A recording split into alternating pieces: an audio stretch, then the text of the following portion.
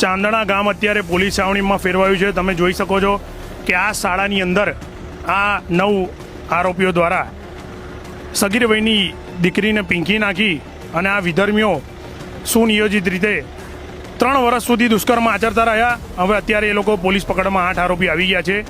આ નબીરાઓ જુઓ, વિધર્મીઓ હિન્દુ ધર્મની દીકરી પર આ રેપિસ્ટો અત્યારે નાટક કરીને ચાલી રહ્યા છે। જુઓ તમે, ખૂબ સરસ કામગીરી છે ખેડા જિલ્લા પોલીસની।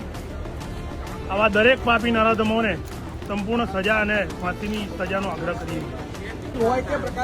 શું જીવન નિયોજિત રીતે જો આ નરાધમો નીચું નાખીને ચાલી રહ્યા છે। હવે તમામ દર્શક મિત્રોને આગ્રહ કરીશ કે તમારા બાળકોને, તમારા સંતાનોને, તમારા સગા સંબંધીઓને આ વિધર્મીઓ દ્વારા સુનિયોજિત રીતે લવ જિહાદ અને દુષ્કર્મની ઘટના કરવામાં આવે છે તેના